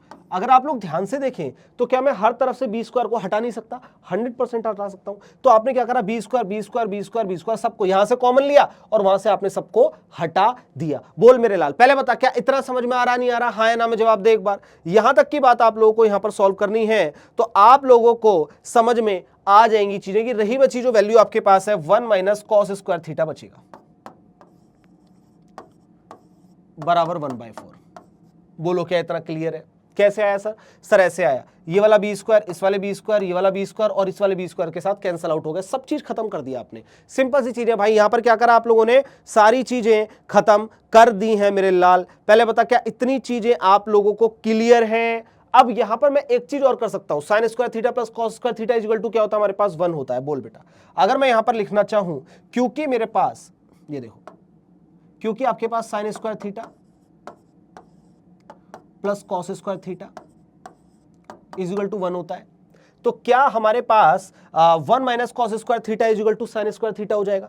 तो क्या मैं ये लिख सकता हूं कि हमारे पास ये जो वैल्यू बनेगी sine square theta is equal to 1 minus cos square theta, ठीक है। अब इस वाली वैल्यू को उठा करके मैं यहां पर जब पुट करूंगा तो क्या ये वैल्यू मेरे को ये बताएगा कि sine square theta is equal to 1/4 आ जाएगा? क्या ये वैल्यू मेरे को ये बताएगी सर कि यहां पर sine square theta is equal to 1/4 आ जाएगा? Sir sine theta is equal to 1/2 आ जाएगा। सर थीटा यहां से हमारे पास कितने डिग्री आएगा आप खुद बताओ? साइन थीटा की वैल्यू 1/2 कब होती है? बोल मेरे लाल, हाँ या ना में जवाब दे। क्या यहां तक की चीजें तेरे को समझ में आ रही है नहीं आ रही है? समझ गया होगा अब तो। ये थीटा कितना हो जाएगा भाई, देख ले एक बार, यहां पर कितना हो जाएगा 30 डिग्री। आंसर क्लियर है? ये हमारे पास निकल कर आएगा, थीटा हमारे पास कितना हो जाएगा 30 डिग्री हो जाएगा। ऐसे निकालते हैं जब भी हमारे पास क्वेश्चन आता है। देखो आराम से देखो आप लोग आराम से देखिए, मैंने इस तरीके से बोर्ड वर्क को किया है कि आप लोग बिल्कुल भी इसमें कंफ्यूज नहीं होने वाले। आई होप कि आप लोग इसे बहुत अच्छे से समझ गए होंगे। क्या इतना क्लियर है? क्लियर है मेरे लाल। अब आगे चलते हैं हम लोग। नेक्स्ट हमारे पास कंडीशन क्या आती है? अगली कंडीशन आपके पास आती है और क्वेश्चन में आपसे पूछता है A vector has a magnitude same as that of A. कोई एक वेक्टर है जिसका जो मैग्नीट्यूड है वो ए के बराबर है, जो कि हमें ये दिया हुआ है, और ये किसके पैरेलल है? बी के पैरेलल है। क्या इतना क्लियर है? क्या मैं यहां पर ए और बी को एक बार मेंशन कर लूं? तो मेंशन कर लेते। तो मैंने आपसे कहा कि भाई यहां पर हमारे पास जो ए वेक्टर है, ये देखिए, ये जो ए वेक्टर हमारे पास है वो क्या है 3i, ठीक है, प्लस में कर लीजिए आप लोग 4j।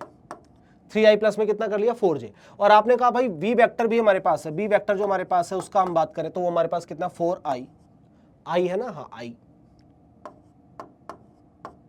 प्लस में हमारे पास हो गया 3j, प्लस में हमारे पास कितना हो गया 3j, ठीक है। अब आपने कहा कि हमारे पास जो इसमें कंपोनेंट है इसके वो दो बनेंगे, एक तो हमारे पास x है और एक हमारे पास कितना है y है, ठीक है। तो हमें बताना है कि फर्स्ट क्वाड्रेंट के अंदर हमारे पास x और 3 आ रहा है, यानी y तो हमारे पास 3 आ गया, x की वैल्यू कितनी निकल कर आ रही है? पहले बताओ क्या ये चीज समझ में आ गई आप लोगों को, हाँ या ना? बोल मेरे लाल। अगर मैं यहां से थोड़ा बहुत कंपेयर करना चाहूं, यहां से मैं कंपेयर करना चाहूं x और y को, तो क्या मैं ये बोल सकता हूं कि x अपॉन में हम लोग जो बात कर रहे हैं यहाँ पर x और y की अगर हम लोग बात करें तो क्या निकल कर आएगा? इसे और उसे कंपेयर करो, इसका x कितना है x है, इसका x कितना है 4 है, तो क्या मैं ये लिख सकता हूं कि x/4 बराबर में हमारे पास कितना हो जाएगा 3 अपॉन में, ये देखिए 3 और अपॉन में कितना हो गया हमारे पास, ये y हो गया, तो ये कितना हो गया 3 अपॉन में, एक सेकेंड, 3 अपॉन में कितना हो गया हमारे पास 3। तो क्या मैं ये लिख सकता हूं कि x की वैल्यू मेरे पास 4 आ रही है? तो अगर मेरे पास x की वैल्यू 4 आ गई, मैंने ऐसा कंसिडर किया यहां पर, तो अब ये x मेरे को पता चल गया यहां पर कितना है 4 और y कितना मेरे पास 3 है। अब कंसिडर पता है क्या है कि पहले इसका मैग्नीट्यूड निकालो आप लोग। जब आप इसका मैग्नीट्यूड निकालोगे तो आपको पता चलेगा इसका मैग्नीट्यूड हमारे पास कितना है। अगर मैं इसका निकालना चाहूं मैग्नीट्यूड तो कैसे निकल कर आएगा बताओ? ये हो जाएगा भैया 3 का स्क्वायर प्लस कर लीजिए आप लोग 4 का स्क्वायर, ये हमारे पास निकल कर आएगा। इसे हम लोग क्या बोलते हैं, ये 3 3 जा 9 हो गया और ये हो गया 4 चौक 16, 9 प्लस में 16, तो कितना हो गया भाई ये 23 24 25 26, अगर मैं गलत नहीं हूं तो 26 होगा, हाँ 25 होगा, 25 होगा हमारे पास। कितना होगा मेरे लाल? यहां पर हमारे पास निकल कर क्या आएगा 25, अगर हम लोग बात करें तो, ठीक है। कितना निकल कर आएगा 25 निकल कर, बस 25 निकल कर आएगा, यानी कि 5 आ जाएगा आंसर, हाँ या ना? बोल बेटा, बोल मेरे लाल, क्या यहां पर हमारे पास 5 आ गया? अब अगर वहां पर 5 आ गया तो इट मींस कि ये वाला जो हमारे पास है x और y, क्योंकि x आपने यहां पर कंसीडर करा कितना, x आपने लिया यहां पर 4, y आपने कितना लिया यहां पर 3 लिया। तो यार एक बात बताओ, आपने x y यहां पर इतना लिया, यहां पर इतना, तो इसका भी तो जो मैग्नीट्यूड है, मैग्नीट्यूड हमारे पास कितना रहेगा, रूट में 25 आ जाएगा, जिसे हम लोग इक्विवेलेंट कर लेंगे 5 के, यही हमारे पास आंसर है। तो यही हमारे पास फाइनल हो जाएगा। कहने का मतलब ये है, क्वेश्चन में ये बोल रहा है कि आपके पास ए वेक्टर और बी वेक्टर है, दोनों एक दूसरे के पैरेलल है। मैंने कहा ठीक है, मैंने एक्स और वाई को कंपेयर करके यहां पर बता दिया कि एक्स 4 है, वाई 3 है, और यहां पर भी हमारे पास सेम चीजें आ रही है। ठीक है, कंसिडर हो गया, कोई दिक्कत नहीं। अब बोला गया अगर x को 4 रखा जाए और y को 3 रखा जाए, तो इसका जो हमारे पास ये वाली जो दो वैल्यूज है, ये वाली जो दो वैल्यूज है हमारे पास जिनकी मैं बात कर रहा हूं, इन दोनों वैल्यूज का जो मैग्नीट्यूड है वो a के बराबर आना चाहिए। तो a का मैग्नीट्यूड कितना आ रहा है, 5, इन दोनों का भी मैग्नीट्यूड कितना आ रहा है, 5। इसका मतलब x की वैल्यू हमारे पास कितनी हो जाएगी, 4 हो जाएगी। बोल मेरे लाल, क्या इतनी चीजें तेरे को समझ में आ रही हैं, हाँ या ना? बस अब हम बात करते हैं मल्टीप्लीकेशन ऑफ वेक्टर। अब मल्टीप्लीकेशन ऑफ वेक्टर जो हमारे पास होता है बेटा, वो दो तरीके से होता है, एक होता है डॉट प्रोडक्ट और एक होता है हमारे पास क्रॉस प्रोडक्ट। अब मैं आपको यहां पर समझाऊंगा सबसे पहले डॉट प्रोडक्ट। अब डॉट प्रोडक्ट का मतलब क्या होता है, पहले तो आप लोग ये चीज समझो। मान लो मैंने आप लोगों से कहा कि ए वेक्टर डॉट में बी वेक्टर आपके पास है, तो आप इसे खत्म करके क्या लिखेंगे, ए बी कॉस थीटा। क्या लिखोगे मेरे लाल, यहां पर आप लोग लिखेंगे ए बी कॉस थीटा। ये लो, ये आपके पास निकल कर आएगा डॉट प्रोडक्ट। क्या इतना क्लियर है? अब यहां पर आपको ना समझने वाली चीज क्या है कि देखो, जो x होता है वो i को रिप्रेजेंट करता है, y होता है वो j को रिप्रेजेंट करता है, z होता है वो k को रिप्रेजेंट करता है। अब यहां पर कंडीशन क्या होती है हमारे पास, i, यहां पर हमारे पास कंडीशन क्या होती है बेटा, i j, और यहां से मिलता है हमारे पास k। ये हमारे पास तीन वैल्यू बनती है, i j k। अब अगर मैं आप लोगों से किसी भी कंडीशन पे ये बोलता हूं कि भाई i डॉट i हमारे पास कितना होता है, तो आप लिखेंगे 1। आपके पास सर j डॉट j हमारे पास कितना होता है, तो आप लिखेंगे सर 1। हमारे पास सर k डॉट k हमारे पास कितना होता है, तो आप लिखेंगे सर 1। तो ये हमारे पास कुछ कंडीशन यहां पर फॉर्म होती है। क्या इतना क्लियर है मेरे लाल? अब एग्जाम्पल के तौर पर अगर मैं आप लोगों से ये बोलता हूं कि भाई मेरे पास ना यहां पर एक वेक्टर है ए वेक्टर जो मेरे को दिया हुआ है वो कितना है, हमने मान लिया 2i प्लस का 3j माइनस का 1k, ये हमें दिया हुआ है। और साथ में आपको बोला गया कि भाई हमारे पास जो बी वेक्टर है वो दिया हुआ है हमारे पास 1i प्लस का 2j माइनस का 2k। क्या इतना क्लियर? इसे प्लस का ले लो या फिर, क्या इतना क्लियर है? ये हमारे पास कंडीशन आ गई। तो आपसे अब बोला जाएगा कि बताओ भाई ए वेक्टर डॉट में बी वेक्टर हमारे पास कितना निकल कर आएगा। तो ऐसी कंडीशन जब भी आपके पास आ जाए तो याद रखना, डॉट प्रोडक्ट में डायरेक्ट मल्टीप्लाई कर दिया करो। कैसे कर दोगे आप लोग बताओ, 2 का 1 से होगा तो कितना आएगा हमारे पास। अगर हम इसका सॉल्यूशन करेंगे तो हमारे पास यहां पर कंडीशन क्या निकल कर आएगी कि ए डॉट में बी हम लोग कर रहे हैं, तो ए डॉट बी हमें जब करना है, ये देख मेरे लाल, ए डॉट बी जब हम लोगों को यहां पर करना है तो हमारे पास क्या कंडीशन आ गई, मल्टीप्लाई कर दो। इसकी मल्टीप्लाई कर देंगे तो आपको यहां पर चीजें समझ में आ जाएंगी। अरे भाई साहब ये लो, एक सेकेंड, चलिए अब आप क्या करेंगे, मल्टीप्लाई, 2 एकम 2, मतलब 2 की 1 से मल्टीप्लाई, और i डॉट i क्या होता है, 1 होता है। ठीक है, प्लस की प्लस से मल्टीप्लाई प्लस हो गया सर, और 3 की 2 से मल्टीप्लाई 6 हो गया सर, j की j से करा 1 हो गया, माइनस प्लस माइनस हो गया सर, और 1 की 2 से करा तो हमारे पास 2 हो गया सर, k की k से करा तो हमारे पास खत्म हो गया सर। 6 और 2 8 माइनस 2 हमारे पास कितना हुआ, 6 आंसर है। ऐसे होता है, इतना सिंपल है। डॉट प्रोडक्ट का मतलब होता है डायरेक्ट मल्टीप्लाई कर दो, आप लोग कुछ नहीं करना आप लोगों को, है तो मल्टीप्लिकेशन का ही पार्ट ना, तो आप लोग डायरेक्ट से मल्टीप्लाई कर दीजिए, आपका आंसर आ जाएगा। बोलो क्या इतना क्लियर है, हाँ या ना में जवाब दो, फिर हम लोग एक बार आगे की बात कर लेते हैं। अब हमारे पास इंपॉर्टेंट है क्रॉस प्रोडक्ट। भाई क्रॉस प्रोडक्ट बड़ा इंपॉर्टेंट है। जब भी आपके पास ये टर्म निकल कर आएगा तो याद रखना, जैसे मान लो ए वेक्टर क्रॉस में आपके पास आ गया बी वेक्टर, तो ऐसी कंडीशन के अंदर जब भी आप इसे हटाएंगे तो ये होगा हमारे पास ए बी साइन थीटा। कहने का मतलब जब भी डॉट हटेगा तो कॉस आएगा, और जब भी हमारे पास क्रॉस हटेगा तो साइन आएगा। क्या इतना क्लियर है? अब हमारे पास तीन चीजें होती हैं यहाँ पर। अब ये तीन चीजें हमारे पास क्या होती हैं, एक होता आई वेक्टर, ठीक है, एक होता हमारे पास जे वेक्टर, ये देखिए, और एक होता हमारे पास के वेक्टर। एक ही हो गया आई से जे से के, और के से हमारे पास हो गया आई। क्या इतना क्लियर है? अब यहां पर आपके पास दो टर्म बन सकते हैं बच्चों। एक तो होता हमारे पास क्या, आई क्रॉस जे, क्या बनेगा, फिर उसके बाद होता है हमारे पास जे क्रॉस के, हमारे पास क्या बनेगा, फिर उसके बाद होता है हमारे पास के क्रॉस आई, हमारे पास क्या बनेगा। क्या इतना क्लियर है? अब सिर्फ इतना ही नहीं है, मान लो अगर ये अपोजिट हो जाए तो, वैल्यूज अपोजिट हो जाए तो, मान लो जे की जगह मैं आई लिख लूं पहले, तो जे वेक्टर क्रॉस में आई वेक्टर हमारे पास अगर हो गया तो क्या बनेगा। क्लियर है? और इसी तरीके से अगर मैं यहां पर लिखूं के वेक्टर क्रॉस में जे वेक्टर अगर हमारे पास हो गया तो हमारे पास क्या बनेगा। इस कंडीशन के अंदर लिखूं तो हमारे पास आई वेक्टर क्रॉस में के वेक्टर अगर हमारे पास हो गया तब क्या कंडीशन यहां पर फॉर्म होगी।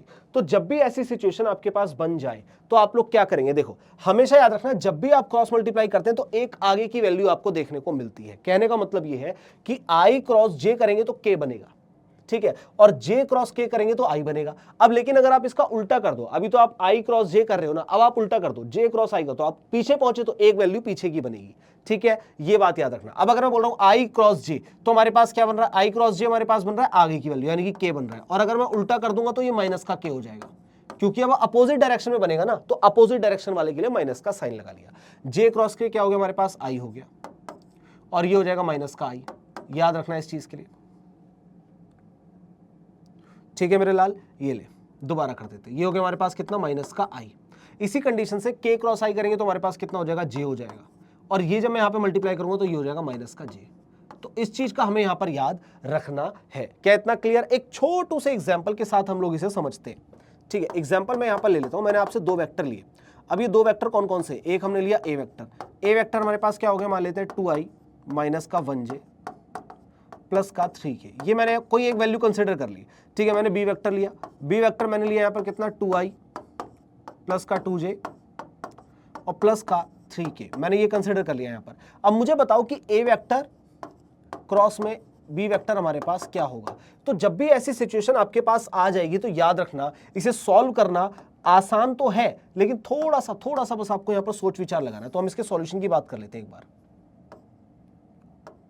मैंने कहा आसान तो है, लेकिन छोटू सा दिमाग हमें लगाना पड़ेगा। क्या इतना क्लियर है? अब मैं इसकी अगर बात करता हूं सॉल्यूशन की, तो देखो क्या रहता है, यहां पर हमारे पास ये रहेगा, जब भी हम इसका सॉल्यूशन करेंगे तो ये देखो बेटा, सबसे पहले आपको यहां पर क्या समझना है, हमारे पास क्या है, देखो पहले आपके पास एक बॉक्स आएगा, आप वहां पर आई लिखेंगे, फिर आप माइनस का साइन लगाएंगे, एक बॉक्स आएगा, ये आप जे के लिए लिखेंगे, फिर आप प्लस का सिंबल लगाएंगे, एक बॉक्स आपके पास आएगा, यहां पर आप लोग के लिखेंगे।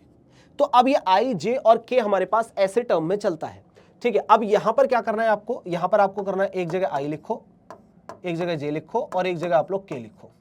क्या इतना क्लियर है? अब इतना करने के बाद हमें करना, यहां से मैं इसे भी सेपरेट कर देता हूं ताकि आप लोग कंफ्यूज ना हो।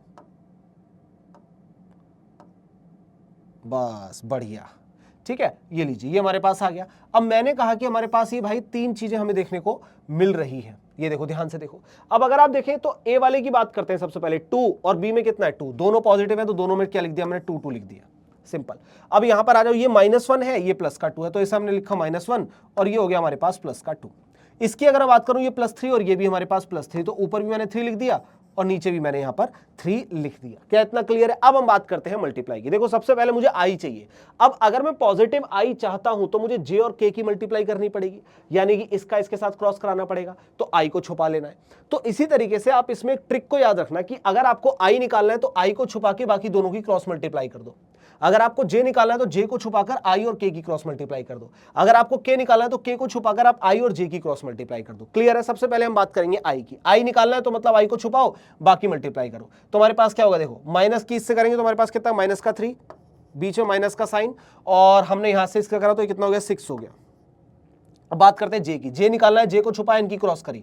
अब देखो, अब हमारे पास जे निकालना है, जे निकालने के लिए आपको क्या करना पड़ेगा, के और आई का क्रॉस कराना पड़ेगा, तो कराओ। ये हो गया 6 और ये हो गया हमारे पास 6, देखो ये हो गया 6 और ये हो गया माइनस का, ये भी 6, ये तो खत्म ही हो गई वैल्यू, ठीक है। अब हमारे पास आता के निकालना है तो के को छुपाओ, बाकी की मल्टीप्लाई करो। के निकालना है तो हमारे पास क्या होगा, देखो आई और जे को क्रॉस कराना पड़ेगा। तो हम बात करते हैं इसकी। देखो सबसे पहले हमारे पास कितना, ये भी है हमारे पास कितना 6 और ये भी हमारे पास कितना है 6, खत्म ही हो गई है, कोई दिक्कत वाली बात नहीं। तो हमारे पास फाइनली जो आंसर बन करके आ रहा है वो कितना आ रहा है, 6 7 8 9, मतलब माइनस का 9i, ठीक है, माइनस ये तो खत्म ही हो गया, माइनस का 0j और प्लस का 0k। इट मीन्स कि जे और के खत्म हो गया। हमारे पास जो फाइनल आंसर आ रहा है वो कितना आ रहा है, माइनस का 9i हमारे पास क्या होगा, आंसर होगा। सिंपल सी चीज है। क्या इतना क्लियर है? ये तरीका होता है अगर मैं आप लोगों से बात करता हूं क्रॉस प्रोडक्ट और डॉट प्रोडक्ट को सॉल्व करने का। आप लोग एक बार आराम से बोर्ड पर देखिए, आपको सारी की सारी सिचुएशन बहुत अच्छे तरीके से क्रिस्टल क्लियर हो जाएंगी मेरे लाल। बोलो इतना क्लियर है? अब इसके बाद हमारे पास एक बड़ा अच्छा सा टॉपिक आता है जिसे हम बोलते हैं रेजोल्यूशन ऑफ वेक्टर। एक लाइन में खत्म कर दूंगा। कैसे? ये देखो, अगर मैं आप लोगों से ये बोलता हूं कि भाई मेरे पास एक बॉक्स है, ये मेरे पास एक बॉक्स है, क्लियर, डन। अब इस बॉक्स के अंदर ना सर आपके पास जो यहां पर फोर्स लग रहा है वो कुछ ऐसे लग रहा है इस डायरेक्शन में। तो मैंने कहा बेटा इस डायरेक्शन में लेने का मतलब क्या होगा? तो आपने कहा सर बड़ी सिंपल सी चीज़ है। कैसी बात कर रहे हैं सर? यहाँ से कोई थीटा एंगल फॉर्म हो रहा होगा। मैंने कहा कैसे मतलब? तो आपने कहा सर ये हमारे पास कुछ थीटा एंगल फॉर्म हो रहा होगा, ये हम बात करते हैं एफ की। मैंने कहा ठीक है, कोई दिक्कत वाली बात नहीं। तो जब भी हमारे पास थीटा एंगल इस तरीके से फॉर्म होता है ना, तो याद रखना कि आपके पास जो वेक्टर होता है वो दो पार्ट के अंदर टूटता है। अब ऐसा होता क्यों है, पहले थोड़ा सा ये समझो। आप मेरे हाथ को देखना, सिंपल सी चीज है। मैंने आपसे कहा कि जो मेरा हाथ है बेटा वो ऐसे दिख रहा है ना? हाँ परफेक्ट। मेरा हाथ है वो ऐसे मूव कर रहा है, ऐसे मूव कर रहा है, ये देख, ध्यान से देख। अब मैं आपसे सिर्फ एक ही चीज पूछता हूं कि अगर ये ऐसे मूव करता, ऐसे सिंपल ऐसे ऐसे आगे जा रहा है, ठीक है, तो इसमें कोई थीटा नहीं है, बिल्कुल जीरो है, बिल्कुल प्लेन से पैरेलल है, जीरो एंगल हमारे पास आ रहा है, ये देखो, कोई दिक्कत वाली बात नहीं। अगर ये सिंपल ऊपर जा रहा है तो 90 डिग्री का एंगल है, सिर्फ ये ऊपर ही ऊपर मूव कर रहा है, कहीं मूव नहीं कर रहा। लेकिन अगर मैं इसे नीचे से या ऊपर से कहीं से भी एक थीटा एंगल पर मूव करा दूं, एग्जाम्पल के तौर पर मैं इसे ऐसे मूव करा दूं, ऐसे, ये देखो इस तरीके से, तो आप एक बात मुझे बताओ कि क्या ये जो मेरा हाथ है ये इस तरीके से बढ़ने की वजह से क्या ये आगे बढ़ रहा है? हाँ बढ़ रहा है सर, हॉरिजॉन्टल भी बढ़ रहा है। क्या धीरे धीरे इसका ऊपर वाला भी डिस्टेंस बढ़ रहा है? हाँ सर, ऊपर वाला भी डिस्टेंस बढ़ रहा है धीरे धीरे, कोई दिक्कत वाली बात नहीं। इसका मतलब ये हो गया कि जब भी मैं किसी पर्टिकुलर थीटा पे बात करूंगा रेजोल्यूशन की, तो उस टाइम पर एक साथ दो वेलोसिटी होंगी। एक तो होगी हमारे पास कहां, ऊपर की तरफ, और एक होगी इस साइड में। तो आप दो पार्ट के अंदर तोड़ लेंगे। ये तो मैं वेलोसिटी की बात कर रहा हूं, आप फोर्स ले लो, आप एक्सेलरेशन ले लो, आप कुछ भी ले लो, आप उसे दो पार्ट के अंदर ब्रेक डाउन कर देंगे। तो ऐसी कंडीशन में आप ये बोलते हैं कि सर ये हमारे पास निकल कर आएगा, एक तो ये, ठीक है। मैंने कहा बेटा इसे क्या बोलोगे आप लोग? तो आपने कहा सर ये हो जाएगा हमारे पास एफ कॉस थीटा। मैंने कहा परफेक्ट। और ये क्या हो जाएगा सर? F sine theta.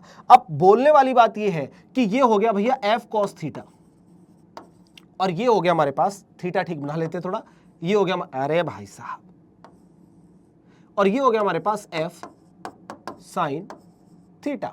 ये लीजिए सर, दो पार्ट के अंदर ब्रेकडाउन हो गया फोर्स हमारा। अब इसका कोई काम नहीं है। अब हम इसकी बात करते हैं। देखो, जिस साइड थीटा उस साइड कॉस, बस उसके अपोजिट वाला साइन थीटा होता है। अब एग्जांपल के तौर पर अगर आप कोई भी वेक्टर ले लो, आपने कोई वेक्टर ऐसे ले लिया, ठीक है, एक वेक्टर आपने ऐसे ले लिया, आपने ये कंसीडर कर लिया, और आपने कहा कि सर यहाँ इसके बीच में एंगल जो था हमारा पास वो थीटा था। मैंने ठीक है, कोई दिक्कत वाली बात नहीं है। तो अब क्या करना है हमें? अब हमें कुछ भी नहीं करना सर। एक तो देखिए, अब यहाँ पर वापस से दो चीजें बनेंगी। कौन कौन सी बनेंगी? एक तो ये बनेगा, एक तो इस एंगल पर बनेगा हमारे पास। कौन सा बनेगा? ये, इसे मान लो आपने एफ लिया, ठीक है, तो ये हो जाएगा हमारे पास एफ कॉस थीटा, परफेक्ट। और एक हो जाएगा इसके 90 डिग्री पर, ये हो जाएगा हमारे पास एफ साइन थीटा। मतलब जो भी चीज आप कंसीडर कर लो, मान लो अगर ये ब्लॉक है, मान लो अगर ये ब्लॉक है, ठीक है, अब इस ब्लॉक के ऊपर आपने ऐसे फोर्स लगाया और थीटा आपका ये वाला फॉर्म हो रहा है, थीटा आपका ये वाला फॉर्म हो रहा है, जैसे मैंने ऊपर दिखाया। तो अब ऐसी कंडीशन के अंदर भी आपके पास यहाँ पर क्या होगा बेटा? दो पार्ट के अंदर ब्रेकडाउन होगा। ये बनेगा आपके पास, ये अगर मैं वी ले रहा हूं तो ये ले लो आप लोग वी कॉस थीटा, ठीक है, और ये हमारे पास क्या हो जाएगा? वी साइन थीटा। कहने का मतलब आपको कोई लेना देना नहीं है, उल्टा हो ऑब्जेक्ट, सीधा हो, टेढ़ा हो, मेढ़ा हो, कोई फर्क नहीं पड़ता। जैसे यहां पर ये